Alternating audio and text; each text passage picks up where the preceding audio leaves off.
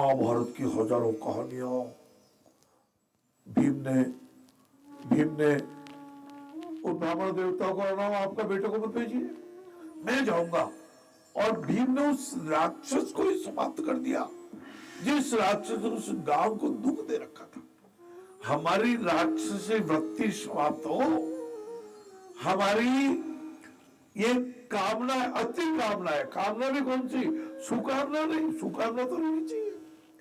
विकलांग अच्छा होना चाहिए, जात पात पूछो नहीं कोई, हरि को भजो सरी को भजो।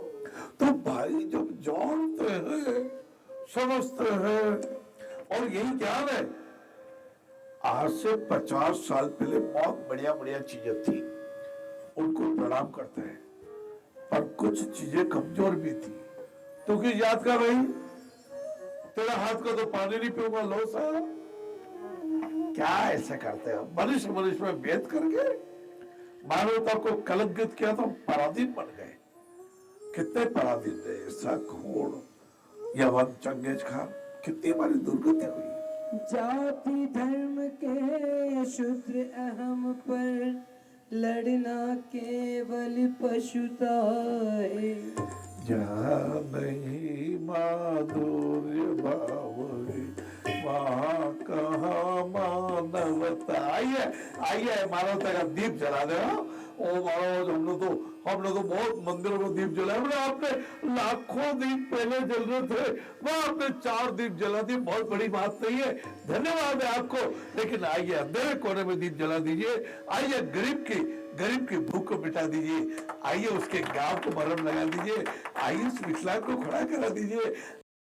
पराधीनता की बेड़ियों में जकड़े रहने के लिए इतना अच्छा मनुष्य शरीर नहीं मिला। ये सुख दुख के बंधनों से मुक्त होकर के परम आनंद की अनुभूति कर कृतकृत होने के लिए जीवन मिला है।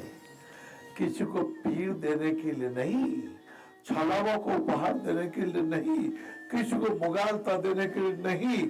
छल देना, बुद्धिहीनता करना, ये तो दुष्टता का काम है, ये राक्षसों का काम है। आप तो सत्पुरुष है ना बाबूड़ा जी। जीवन यात्रा में गुरुदेव कभी कभी अपने करीबी भी हमें काफी दुख दे देते हैं, फिर भी हमें उन्हें क्षमा करना होता है, तो कैसे क्षमा का भाव मन में लाया जाए? बहुत अच्छा प्रश्न है महिमा आपका। देखिए, मैं चिंतन से आपको बता रहा हूं कि बहुत करीबी और बहुत दूर वाले भेदभाव भी नहीं रहना चाहिए।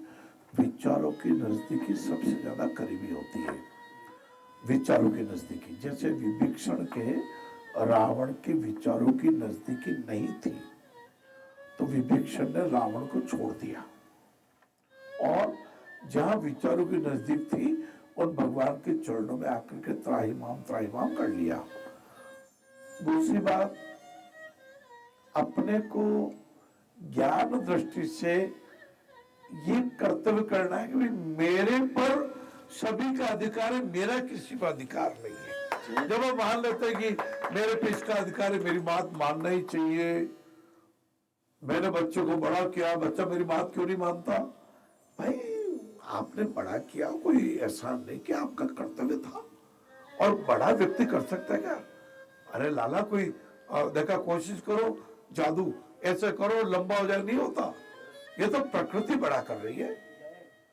एक बिंदु से कपिल भगवान ने कहा, माता देवहूति, एक बिंदु से 2 महीने में हाथ पांव आ गए, 3 महीने में ये मस्तक निकल आया मोर जैसा, पेमली मोर जैसे, इतना सा।